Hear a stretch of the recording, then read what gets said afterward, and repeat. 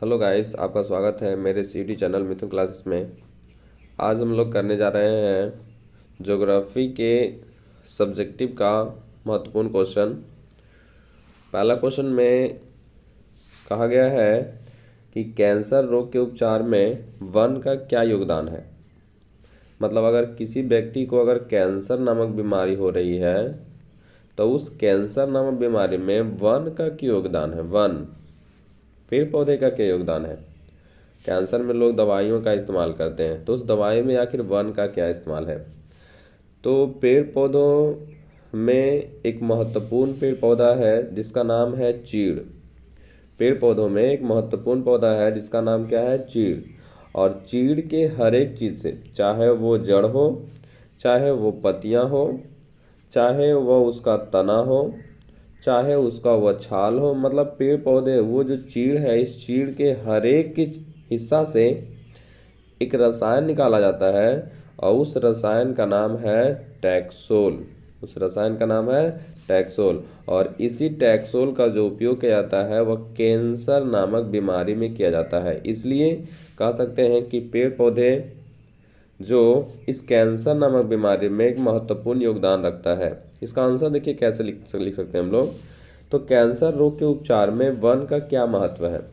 हिमालय यव जो चीड़ के प्रकार का एक सदाबहार वृक्ष है, मतलब चीड़ जो है एक सदाबहार वृक्ष है जिसकी पत्तियों, टहनियों, छालों एवं जड़ों से टैक्सोल नामक रसायन प्राप्त किया जाता है। इस टैक्सोल से निर्मित दवा, मतलब इस टैक्सोल से जो बनाया गया दवा होता है वह कैंसर रोग के उपचार के लिए बहुत उपयोग होता है, बहुत प्रयुक्त होता है। अर्थात कैंसर के उपचार में वन का महत्वपूर्ण योगदान है। और यह जो चीड़ है, यह चीड़ पाया कहाँ कहाँ जाता है, तो यह चीड़ पाया जाता है हिमालय में, हिमाचल प्रदेश में, हिमाचल प्रदेश और दूसरा अरुणाचल प्रदेश, हिमाचल प्रदेश और दूसरा अरुणाचल प्रदेश। अरुणाचल प्रदेश में हमारे देश का ही एक जगह है अरुणाचल प्रदेश, और हिमाचल प्रदेश में यह चीड़ नामक पेड़ पाया जाता है। चलिए हम अगला क्वेश्चन देखते हैं। अगला क्वेश्चन में कहा गया है कि वन के पर्यावरणीय महत्व का वर्णन करिए। मतलब कि जो वन है वह पर्यावरण पर क्या महत्व रख रहा है। वन जो है पर्यावरण पर क्या महत्व रख रहा है। तो हम लोग कह सकते हैं कि वन जो है पर्यावरण पर बहुत काफ़ी महत्व रखता है, क्योंकि वन ही होते हैं जो कार्बन डाइऑक्साइड को ले लेते हैं और ऑक्सीजन को क्या कर देते हैं, छोड़ देते हैं। कार्बन डाइऑक्साइड लेकर ऑक्सीजन को छोड़ देते हैं, जिसके कारण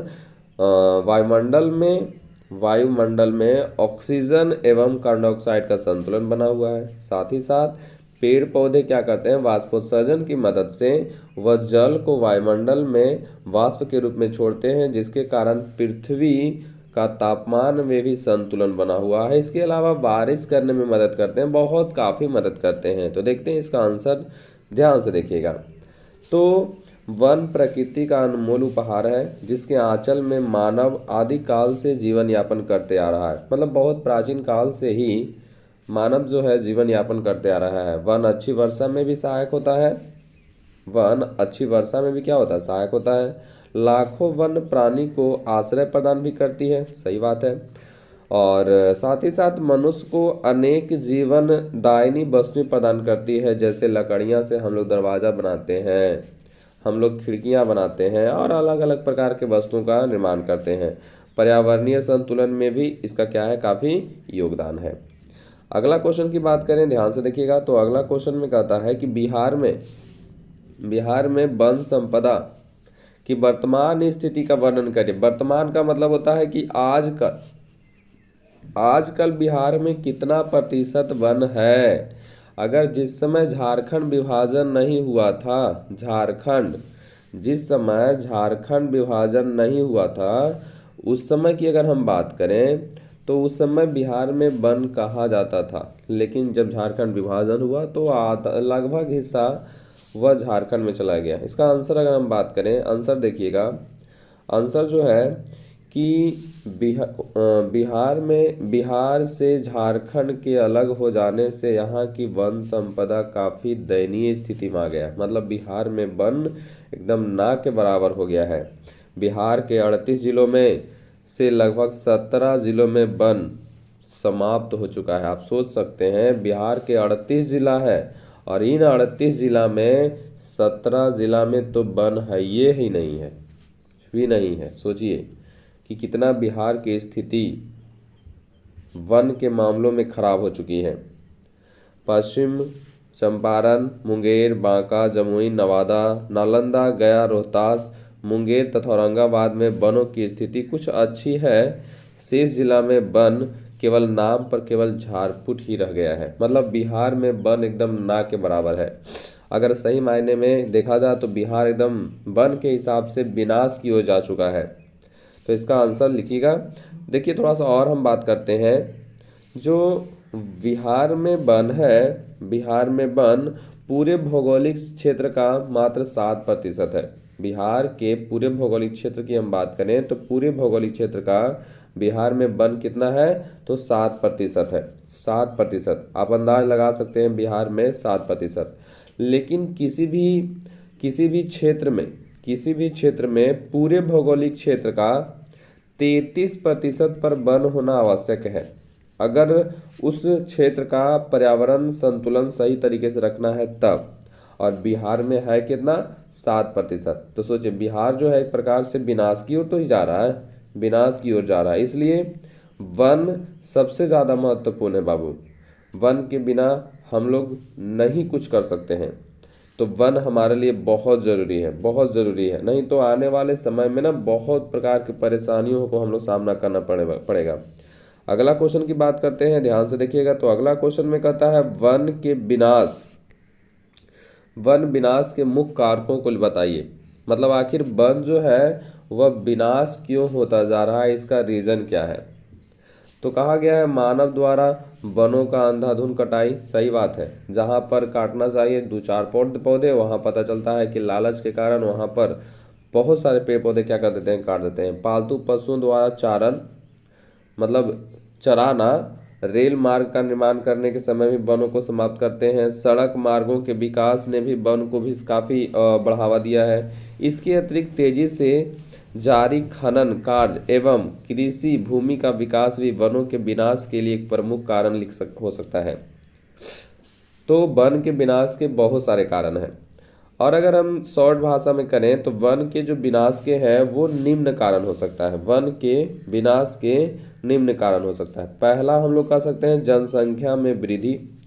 जनसंख्या में वृद्धि, क्योंकि जनसंख्या में अगर वृद्धि हो रही है तभी वन जो हो सकते हैं वह समाप्त हो रहे हैं धीरे धीरे। दूसरा हम लोग कह सकते हैं लकड़ी के लिए, लकड़ी जलावन के रूप में भी वन क्या होते जा रहे हैं, समाप्त हो जा रहे हैं। तीसरा अगर हम बात करें तो हम लोग कह सकते हैं ना कि कृषि भूमि परिवर्तन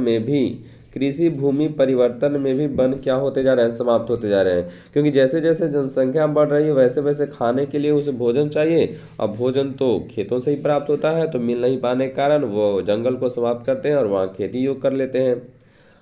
तीसरा के बाद अगर हम चौथा की बात करें तो चौथा हो सकता है कि वही सड़क मार्ग हो सकता है, रेल मार्ग हो सकता है। इन सभी के माध्यम से भी वन समाप्त हो रहे हैं। फिर एक और महत्वपूर्ण भूमिका अम्लीय वर्षा भी जो हो रहा है ना, वो भी वन के समाप्त होने पर एक कारण हो रहा है। अम्लीय वर्षा, क्योंकि अम्लीय जो वर्षा है वह छोटी छोटी जो कलियां निकलती हैं कलियों को ही समाप्त कर देता है। तो बताइए जब वो बढ़े नहीं करेगा क्या उसमें जनन करने योग्य क्षमता होगी, नहीं होगी, जिसके कारण वन समाप्त हो रहे हैं। पांचवा हो सकता है मृदा हम लोग कह सकते हैं प्रदूषण। मृदा प्रदूषण के कारण भी वन एक प्रकार से समाप्त होने के कगार पर आ रहे हैं, क्योंकि मिट्टी प्रदूषित होती जा रही है, जिसके कारण वन में रहने वाले पेड़ पौधे या फिर अगल बगल में जो पेड़ पौधे हैं वो भी समाप्त होते जा रहे हैं। तो इन सभी कारणों के माध्यम से वन जो है एक प्रकार विनाश की ओर जा रहा है। तो आप लोग समझिए और वनों को बचाइए, नहीं तो आने वाले समय में ना एक प्रकार का केवल वन हम लोग पढ़ रहे हैं। वन अभी है बिहार में कितना 7%। बिहार में वन पूरे भौगोलिक क्षेत्र का 7% है। आने वाले समय में हम लोग पढ़ेंगे ना कि बिहार में बन रहा करता था। अभी हम लोग पढ़ रहे हैं ना बिहार में वन है 7%, अरे है 7% ना, लेकिन आने वाले समय में पढ़ेंगे ना कि बिहार में वन रहा करता था, मतलब था, वन बिहार में था। इसलिए था ना होने दें और इसे बचाने की कोशिश करें। पेड़ पौधों को ज़्यादा से ज़्यादा लगाएं, केवल लूटे नहीं, इसलिए लालच ना करें, जितना कहा जाए उतना ही काम करें। और अगला क्वेश्चन हम लोग आगे की ओर अब देखेंगे, ध्यान से देखिएगा। और अगले क्वेश्चन अगले वीडियो में देखेंगे, क्योंकि वीडियो लंबा हो जाता है बाबू, लोड करने में परेशानियाँ थोड़ा सा हो जाता है, इसलिए अगले क्वेश्चन को हम लोग अगले वीडियो में देखेंगे। और लोगों के पास शेयर करिए, दोस्तों के पास, ताकि वो भी जाने